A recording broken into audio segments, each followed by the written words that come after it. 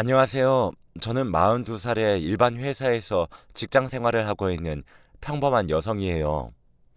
저는 남들보다 다소 늦은 나이에 결혼을 했어요. 어릴 적부터 가정 형편이 그리 좋지 못해 학창 시절에도 온갖 아르바이트와 학업을 병행하면서 살았고, 고등학교 졸업 후에 바로 사회생활을 시작했습니다. 그러다 보니 결혼이라는 걸 생각할 겨를도 없이 일에만 정신을 쏟고 살다가 평소 친한 지인의 소개로 남편을 만나게 되었어요.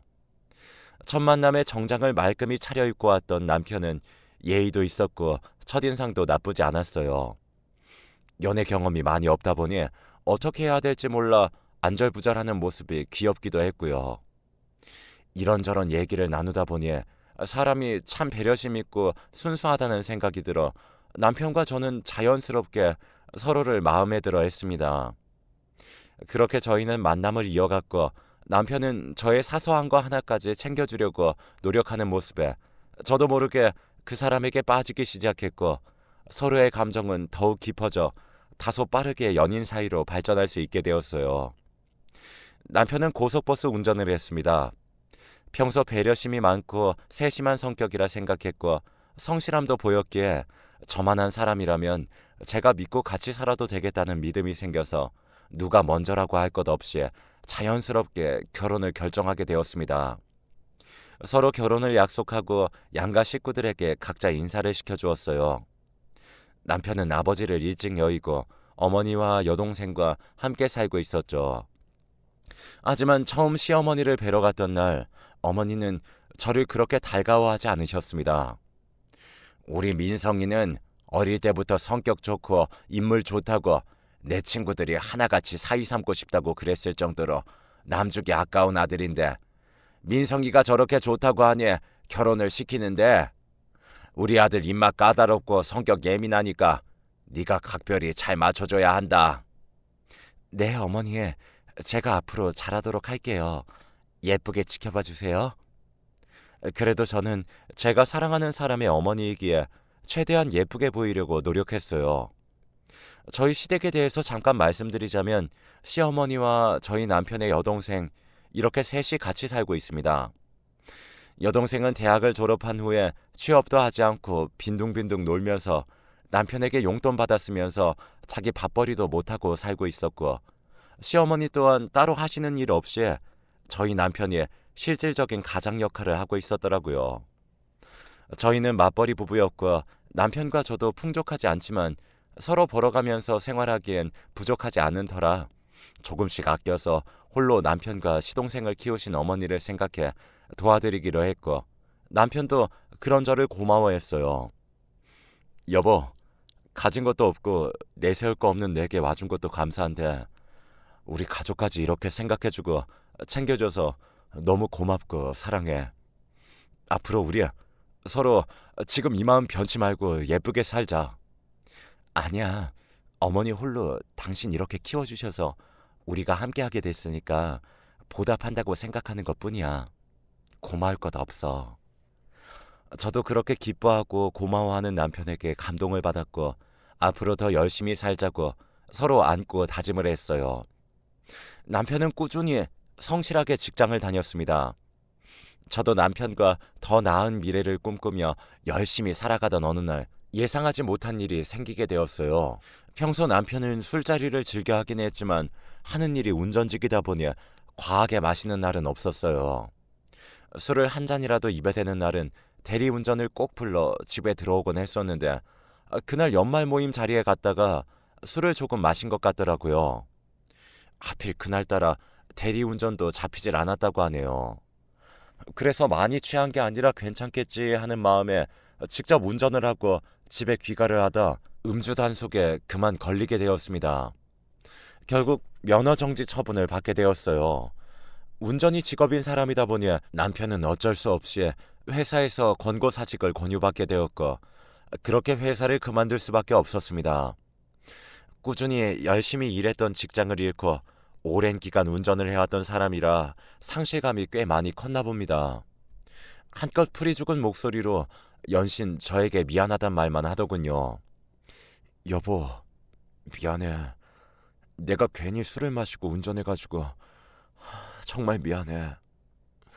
그러게 대리운전 안 잡히면 조금 더 기다렸다가 불러서 타고 오지. 왜 운전을 해? 평소에 한 잔만 마셔도 대리하고 오던 사람이. 진짜 내가 왜 그랬을까? 아, 미안해.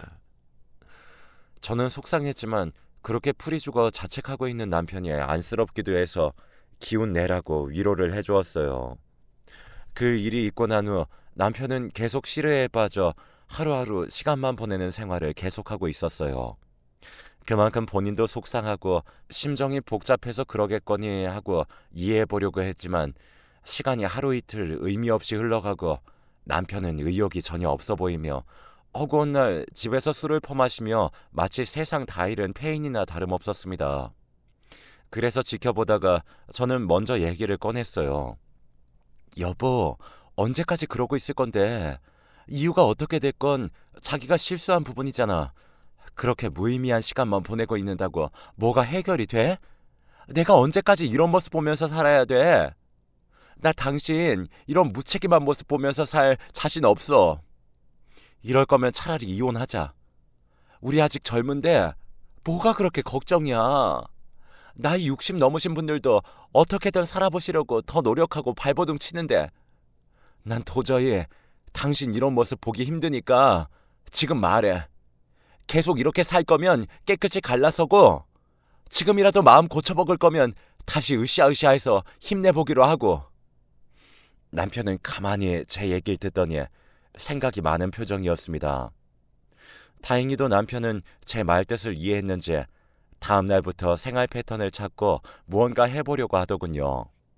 한날은 새벽 일찍 일어나서 나가더니 초저녁쯤 피곤에 쩔어있는 모습으로 집에 들어왔어요.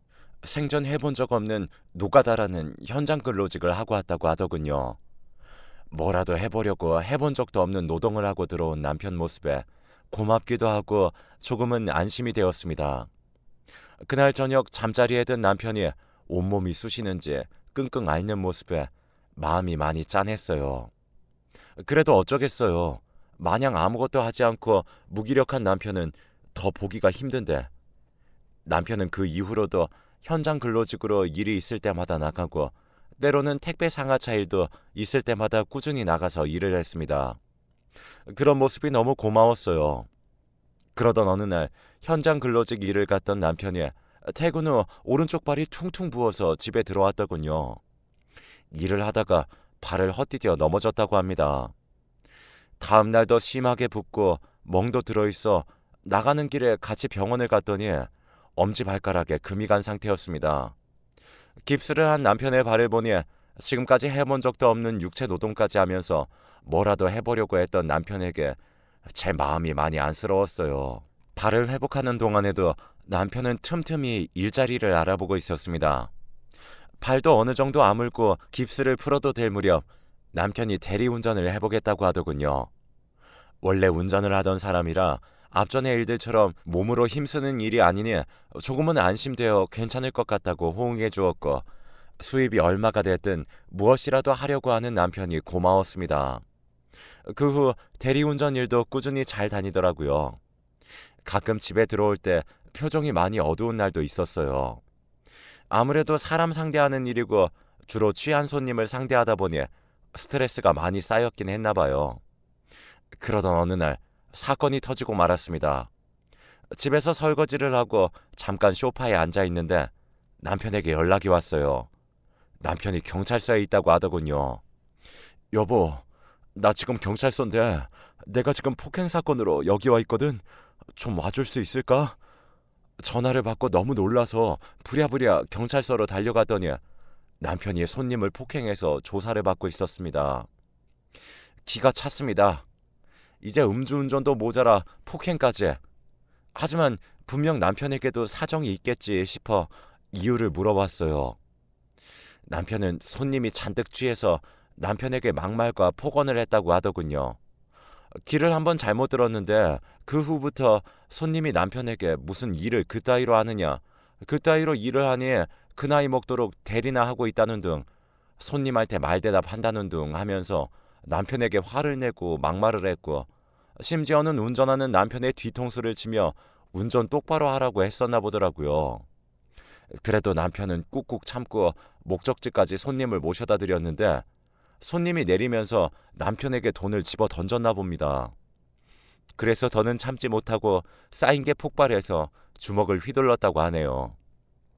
충분히 화가 날 만한 상황이긴 하지만 취한 사람을 상대로 조금만 더 참았으면 될 걸 못 참고 주먹 다짐을 한 남편이 조금은 원망스러웠어요. 폭행을 당한 분은 남편보다 10살이 많은 분이었고 전치 3주의 결과를 진단받았다고 하더라고요. 경찰에서도 합의를 보는 게 좋을 것 같다고 하고 합의가 이루어지지 않으면 남편에게 좋지 않는 일이 생길 수 있다고 해서 부랴부랴 제가 직접 병원에 입원해 계신 그분을 찾아뵈었습니다. 가서 피해자분께 먼저 사과를 드렸어요. 절대 합의는 안 볼 거라고 완강하게 말씀하시는 걸 최대한 죄송하다고 사과를 드리고 최대한 요구하는 합의금을 맞춰드려 합의를 보게 되었습니다. 물론 합의금은 제가 마련했고요. 그 일이 있고 난 후 남편은 조용히 자숙의 시간을 보내더군요. 어느 날은 침대 위에서 벽만 쳐다보며 눈물을 흘리기도 했습니다. 그런 모습을 보며 왜 자꾸 남편에게 안 좋은 일이 생길까 걱정했지만 저는 그 어떤 위로도 더 이상 해주지 않고 힘든 상황을 스스로 거쳐나가게 했습니다. 더 강해지라는 저의 암묵적인 뜻이었죠. 그러던 어느 날 저에게 남편이 다가와 진지하게 말을 꺼냈어요. 여보, 내가 정신 차리고 열심히 살아볼 자신 있으니까 딱 한 번만 나 믿어주면 안 돼? 뭔데? 무슨 얘기인지 자세하게 해봐. 내가 술 마시러 갔던 선술집인데 몇 번 가보니 갈 때마다 장사도 잘 되더라고. 마침 사장이 부득이한 사정이 있어 가게를 내놓으신다고 하더라. 그거 내가 해보려고 하는데 어때?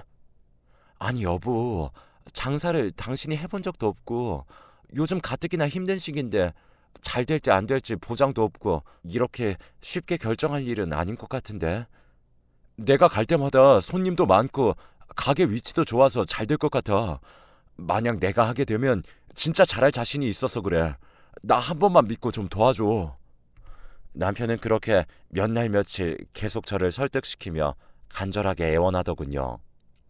그럼 여보, 해본 적도 없고 눈으로만 보는 것만 다가 아니니까 당분간이라도 좀 일을 배워보는 건 어때? 하고 제가 제안을 했습니다. 막상 일을 해보면 생각과 다를 수 있으니 지켜보고 결정하라고요. 남편은 순순히 받아들이고 그 가게에서 알바를 하면서 일을 배우기로 했다고 하더군요. 하지만 제 생각과는 다르게 남편이 정말 열심히 일을 배웠고 장사도 잘 되는 것 같았습니다. 남편도 적성에 맞는지 힘든 내색 없이 열심히 하고 뿌듯해 하더라고요. 그런 남편의 모습을 보고 고민 끝에 승낙을 했습니다. 저도 임신을 한 상태라 둘 중 누구 하나는 벌어야 하는 상황이었기에 그렇게 결정을 하게 되었고 결혼 전부터 모아둔 돈과 조금 부족한 돈은 친정의 도움을 받아 가게를 오픈하게 되었어요. 물론 가게 명의도 제 이름으로 했고 카드 매출 통장도 다 제 명의로 했고요. 그 조건으로 제가 가게를 차려준 거였습니다. 왜냐하면 또 언제 남편이 사고를 칠지 몰라 혹시 모를 저의 특단의 조치였습니다. 그리고 아무래도 성격이 꼼꼼한 제가 경제 관리를 하는 게 맞다고 생각을 했고요. 장사는 제 걱정과는 달리 위치도 좋고 단골 손님들도 많아서 장사가 꽤나 잘 되더라고요. 벌어들이는 카드 매출을 보니 직장인들이 한 달에 받는 월급하고는 차원이 달랐죠. 직원들 월급에 비해 월세나 부대 비용을 다 제외하더라도 직장인들보다 3배는 많았습니다. 저는 이게 다 남편이 열심히 해준 덕분이라 생각하고 일을 마치고 남편의 등을 두드려 주기도 하고 다리도 주물러 주기도 하며 우리 남편 고생했어. 이런 따뜻한 말로 저의 마음을 대신했습니다. 그렇게 몇 년이 지나고 다행히 남편도 열심히 해줘 직원들도 여러 명 더 구하게 되었고 작지만 대출 조금 끼어 24평짜리 아파트도 사서 이사를 하게 되었어요. 그렇게 점점 안정이 되어갈 때쯤 갑자기 제 발목을 잡는 사람이 나타나기 시작했어요. 그건 바로 시어머니였어요. 시어머니는 모든 경제권을 제가 가지고 있는 줄 알고 어느 순간부터 제게 돈을 요구하기 시작했거든요. 애미야, 다음 주에 동창들이랑 여행 가기로 했다. 100만 원만 붙여라. 애미야, 네 시누이 성형수술 좀 하게 300만 원만 보내라. 애미야, 아이고 냉장고 바꿀 때가 됐는데 네가 좀 바꿔줘야겠다. 낡아서 잘 작동하지도 않는구나. 내가 받은 게 있으니까 넌 알아서 돈만 보내줘.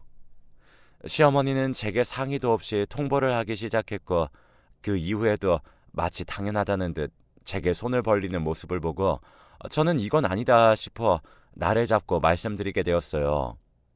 어머니, 생활하시면서 쓰셔야 될 생활비는 저희가 부족하지 않게끔 드리고 있는데 이렇게 상의도 없이 큰 돈을 번번이 말씀하시면 어떡해요?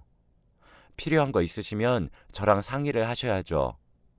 앞으로는 이렇게 막무가내로 돈 요구하시면 죄송하지만 더 이상 드릴 수 없으니 그렇게 아셨으면 좋겠습니다. 뭐라고? 그거 조금 도와줬다고 네 시애미한테 유난 떠는 거야? 그리고 네가 돈 벌어서 주는 거야? 우리 아들이 뼈 빠지게 고생해서 주는 거잖아. 우리 아들이 힘들게 일해서 번 돈 내가 좀 쓰겠다는데 그게 그렇게 아까운 게냐? 아휴, 누구 덕에 너도 이렇게 사는 줄도 모르고 하여튼 요즘 것들은 어른을 공경할 줄 몰라요. 아니 어머니, 아직도 제가 무슨 뜻으로 말씀드리는지 모르시겠어요? 돈을 쓰더라도 계획적으로 쓰겠다 이거죠. 그리고 자꾸 남편만 고생한다고 하시는데 그럼 저는 집에서 뒹굴뒹굴 노는 줄 아세요? 아무튼 저는 어머니께 정확히 말씀드렸으니 필요한 거 있으시면 저와 먼저 상의하시길 부탁드릴게요. 막무가내로 화를 내는 어머님을 뒤로하고 저는 그렇게 전화를 끊었습니다. 솔직히 말씀드려서 여러분들 한 달에 용돈 70만 원 드리는 게 적은 편인 건가요? 저도 어머님 신경 써드린다고 최대한 맞춰드리려고 하는데 용돈 이외에도 더 많은 걸 바라시니 굳은맘 먹고 말씀드릴 수밖에 없었어요. 이렇게 하지 않으면 도가 지나쳐 더 큰 걸 요구할 게 뻔했으니까요. 그렇게 어머님하고 일은 마무리를 지었는데 이번에는 남편이 문제를 일으키기 시작했어요. 망할 놈의 집구석. 남편은 어느 날부턴가 갑자기 씀씀이가 커지기 시작하더군요. 평소 별로 신경 쓰지 않던 외모도 부쩍 신경 쓰기 시작했고 평소 하지 않던 행동을 하기 시작했고요. 일을 마치고 술을 먹고 들어오는 날도 많아졌고 어떤 날은 일이 있다며 외박을 하기도 했습니다. 처음에는 일이 힘들고 고돼서 그러는 줄로만 알았죠. 하지만 그 생각은 제 착각이라는 걸 얼마 지나지 않아 알 수 있었어요. 어느 날 무심코 본 남편의 핸드폰에 미심쩍은 문자 메시지 내용을 보게 되었거든요. 남편은 어느 날에도 술을 많이 먹고 아침까지 잠을 자고 있는 상태였는데 그때 누군가에게 연락이 오기 시작했어요. 연달아 오는 문자들을 보고 여자의 직감이라고 해야 되나요? 아침에는 분명 연락 올 사람이 없을 텐데 연락이 오는 걸 보고 이상한 생각이 들어 남편 휴대폰을 몰래 보기로 했습니다. 그때 남편 휴대폰은 지문인식으로 되어 있었기 때문에 자고 있던 남편의 엄지손가락을 대서 문자와 카톡을 볼 수 있었죠. 저는 연달아 온 문자를 보고 깜짝 놀라고 말았어요. 정말 큰 충격이었어요. 오빠, 언제 올 거야? 오늘 같이 영화 보러 가기로 했잖아. 이런 문자들이 남겨져 있었고 예전의 문자들을 보니 오빠, 나 자고 있을 때 나갔던 거야? 언제 간 거야? 아무튼 오늘 즐거웠어. 이따 가게에서 봐. 오빠, 나 가지고 싶은 화장품이 있는데 그거 사주면 안 돼? 등등 이런 문자들도 가득 차 있었습니다. 혹시 몰라 남편에게 보낸 전화번호를 확인해보니 세상에 그 주인공은 바로 가게 매니저였어요. 남편은 지금까지 저 모르게 매니저 년과 바람을 피면서 지내왔던 걸로 보였어요. 그리고 부쩍 남편 카드값이 많이 나온 것도 다 그년 비위 맞추려고 카드를 많이 사용한 걸로 보였고요. 제 카드가 아닌 남편 카드이기에 저는 그동안 남편이 어디에 썼는지 몰랐었고 남편을 믿었기에 남편이 카드값 얼마가 나왔다고 하면 그대로 카드값을 내주곤 했습니다. 그런데 카드값이 요즘 많이 나온 이유가 그 매니저가 일조했다는 사실을 알고는 그 순간부터 저는 남편과 그년의 뒤를 밟기 시작했어요. 물론 문자나 통화 내역은 따로 캡처해서 보관해 두었고요. 먼저 저는 가게 오픈하기 전에 가게로 가서 CCTV를 한번 돌려보기로 했습니다. 그랬더니 세상에 정말 눈뜨고 보기 힘들 정도의 장면들을 보게 되었어요. 보통 이 두 년놈들은 직원들을 다들 퇴근시킨 후에 둘이 가게에서 낯뜨거운 해정 행각을 벌이는 모습을 볼 수 있었거든요. 정말 뒤통수를 한 대 얻어맞은 기분이 들었어요. 정말 제가 이런 일을 당할 줄은 꿈에도 생각해 본 적이 없었거든요. 겨우겨우 마음을 추스린 후 저는 남편 몰래 문자 내용들과 CCTV 녹화 내용들을 수집해 두었고 이혼을 하기로 마음을 먹었습니다. 그리고 먼저 제 명의로 되었던 가게를 더 이상 이것들의 놀이터로 만들 수 없어 급매물로 내놔버렸어요. 그랬더니 가게 목도 좋고 장사가 잘 되는 가게인 줄 알았던 사람들은 여기저기서 연락이 오기 시작하더군요. 각자 권리금을 더 많이 줄 테니 넘기라는 분들이 많았습니다. 그러자 남편은 그 사실을 알고 제게 찾아와 따지기 시작했어요. 당신 나한테 말도 없이 가게를 내놨어? 가게 보러 왔다고 부동산에서 사람들이 왔다 갔다 하는데 이게 도대체 어떻게 된 일이야? 저는 어이가 없어서 조용히 따지듯이 물어보았어요. 당신 나한테 뭐 숨기는 거 없어? 내가 뭘 숨겨? 늦게까지 죽어라 일하고 온 사람한테 그게 할 소리야? 괜히 트집 잡지 마. 나 피곤해. 끝까지 모른 척하는 남편에게 저는 말없이 지금까지 준비한 증거물들을 다 내놓았습니다. 그걸 본 남편은 얼굴이 잿빛이 되어 당황하나 싶더니 한마디 변명도 없이 문을 쾅 닫고 나가버리더라고요. 나 뒷조사한 거야? 보기보다 똑똑하네. 너 알아서 해. 비굴하게 무릎 꿇고 싶지 않으니까. 뭐라고? 미안하다고 말을 할 줄 알았던 저는 그런 남편의 모습을 보고 참 기가 막혔습니다. 사람으로 보이지도 않더라고요. 보통 법적으로 같이 기재되어 있던 부부라면 최소한 미안하다는 말 정도는 해야 되는 거 아닌가요? 그 모습을 보고 저는 확신이 들었어요. 남편의 저런 뻔뻔한 행동에 저도 화가 머리끝까지 나서 정말 다 정리해야겠다는 생각부터 들었습니다. 저는 곧바로 이혼 절차에 돌입했습니다. 그리고 가게도 가장 좋은 조건을 제시한 사람에게 많은 권리금을 받고 가게를 넘겨버렸어요. 그리고 며칠 후 그동안 집에 발길 한번 안 들이던 남편이 어느 날 태연하게 집에 들어와서 제게 말도 안 되는 소리를 짓거리더군요. 글쎄 매니저가 열심히 일해줘서 특별히 잘해줬던 거지 내연관계가 아니었다고 장난이었다고 말을 하는 겁니다. 그러면서 끝까지 소송을 끌고 가게 되면 자기도 변호사를 선임할 거라면서 이제는 우기거나 버티기 작전을 펼치기 시작하더군요. 저는 그런 모습에 다시 한번 놀라 그런 남편이 정말 치가 떨리게 꼴보기 싫어 짐을 싸서 친정으로 가버렸고요. 그때 당시에 저는 3살짜리 아이를 키우고 있었는데 아이의 정신 상태에도 좋지 않을 것 같아 잠시 떠나 있기로 했어요. 그러던 어느 날 시어머니에게 연락이 왔습니다. 예미야, 너는 네 몸 하나 편하게 했다고 밖에서 힘들게 일하는 남편 놔두고 친정 가 있으니 좋으니? 어떻게 네 남편 밥은 챙겨 먹는지 신경도 안 쓰여? 남편은 지금 어떤 상황인지 시어머니에게 말씀을 안 드린 상황인 것 같더라고요.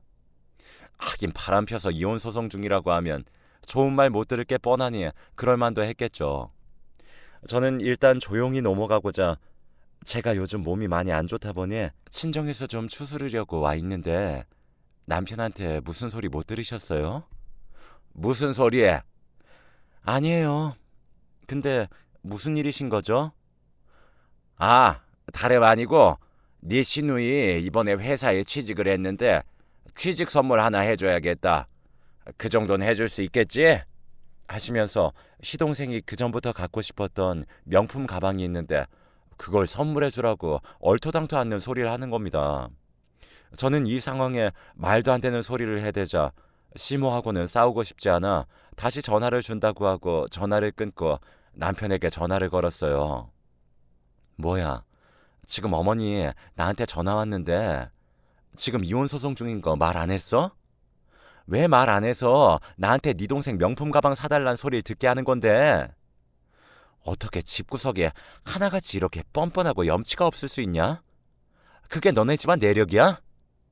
아니, 내가 바람핀 거 아니라고 몇 번을 얘기해.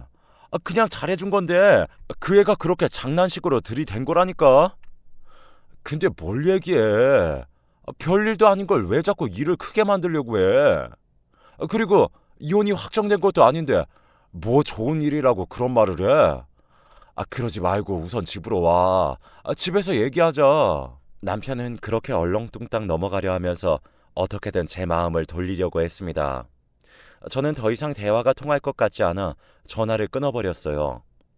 그리고 밤에 조용히 생각해보다가 문득 좋은 생각이 떠올랐습니다. 아무리 생각해도 너무 억울하고 괘씸했어요. 증거가 이렇게 명확한데도 버티는 남편을 보고 어떻게든 버릇을 고쳐줘야 된다는 생각이 들었죠. 그러다 문득 생각나는 게 있었어요. 낮에 시모 전화 온 것과 남편 카드가 겹쳐 보이기 시작했어요. 무슨 말이냐면 저는 제가 사용하는 신용카드는 잘라버리고 그동안 남편 카드를 사용하고 있었거든요. 연회비도 아까웠고 어차피 쓰지도 않는 거 남편이 쓰는 카드 2장으로도 충분히 생활할 수 있었으니까요. 그래서 낮에 시누이 명품 가방을 사달라는 걸 남편 카드로 결제하기로 마음먹었습니다. 지금 남편은 처량한 백수 신세고 언제 저희 집에서 쫓겨날지도 모르는데 카드값마저 감당 안 되게 나오면 남편은 분명히 고통스러운 현실을 느낄 수 있을 것만 같았거든요. 바로 다음 날 시어머니에게 연락을 드려 뵙기로 했어요. 어머니, 죄송해요. 제가 몸이 이래서 여기까지 오시게 했네요.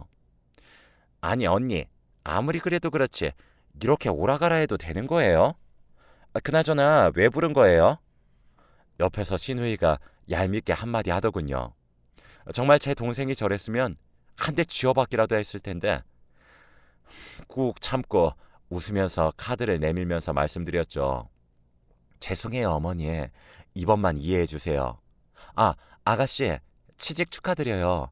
이걸로 갖고 싶었던 거 다 사고 어머니도 같이 하나 사세요. 큰맘 먹고 드린 거니까 매장 가셔서 가방 좋은 걸로 사서 친구분들에게 자랑하고 그러세요. 제가 그동안 며느리로서 너무 못 챙겨드려서 너무 죄송해요. 아니, 너 갑자기 왜 그러냐? 왜 안 하던 짓을 해? 진짜 나도 사도 되는 거야? 나중에 너 비싼 거 샀다고 대드는 거 아니지? 나 진짜 산다. 진짜다. 시모는 우습게도 몇 번이나 본인도 사도 되는지 확인하고서는 어린아이처럼 춤을 추듯이 몸을 흔들고 시누이와 함께 나란히 카드를 받아들고 매장으로 갔습니다. 그날 저녁 모든 사실을 알게 되자 남편은 난리가 났어요. 저녁 7시부터 전화가 빗발치기 시작하더군요. 저는 이렇게 전화를 빗발치게 할 줄 알았기에 무음으로 해놓고서 신경도 쓰지 않았어요. 남편이 열받아서 날뛰는 걸 생각하니 속이 다 시원하더군요. 그리고는 문자가 오기 시작했습니다. 야, 네가 내 카드로 가방 사라고 했다면서 누구 맘대로 그런 짓거리를 한 거야? 이거 다 사기야. 사기라고. 자그마치 900만 원이라고. 이거 어떻게 할 거야? 다음 달 내 카드 값은 어떻게 할 거냐고. 야 이년아, 어린애도 아니고 이런 식으로 나한테 엿을 먹여? 너 두고 봐. 내가 가만히 안 둘 거야. 이런 식으로 협박과 카드값에 대한 걱정을 털어놓으며 연락을 해댔습니다. 그래서 저는 자꾸 모르세요 하면 귀찮게 할까봐 마지막으로 문자를 보냈어요. 사기? 무슨 사기? 내가 네 걸로 무슨 물건이라도 샀어? 그거 다 니네 못난 가족들이 산 거야. 따질 거면 니네 가족한테 따지던가. 너는 니네 가족들한테 고작 900만 원 선물도 못 해주니? 한심하다. 그러게 주제도 모르고 바람 필 때부터 알아봤어. 아무튼 난 모르니까 그건 네가 알아서 하고 다신 연락하지 마. 불결하니까. 이 말을 남기고 차단해버렸습니다. 그 뒤로 남편은 당장 가방들을 환불해달라고 난리를 치더라고요. 하지만 구입하고 첫날부터 가방을 버젓이 들고 다녔는데 이미 사용감이 많은 걸 누가 함부로 들 수 있을까요?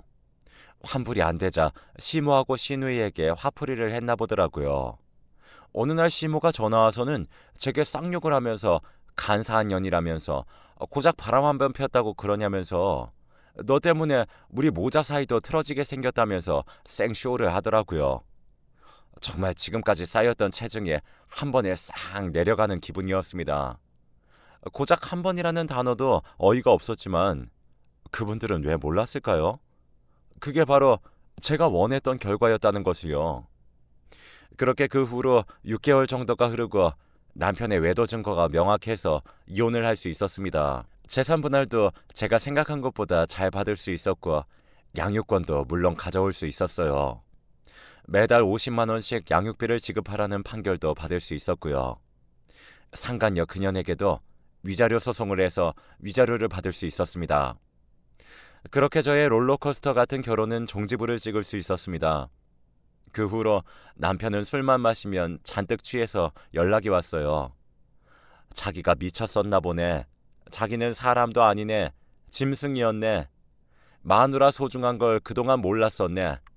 아이를 위해서라도 다시 생각해달라. 이런 식으로 모르는 핸드폰으로 연락 와서는 후회와 자책의 눈물을 흘리더라고요. 하지만 저는 눈 하나 깜빡하지 않았습니다. 한 번이 어렵지 2번, 3번은 쉽다는 걸 누구보다 잘 알 수 있으니까요. 보니까 그 상간녀 매니저 년에게도 버림받은 것 같더라고요. 하긴 능력도 없고 집도 뭣도 없는 나이 먹은 놈한테 누가 옆에 있어주긴 할까요? 한편으론 짠하다는 생각도 잠시 들었지만 딱 거기까지였어요.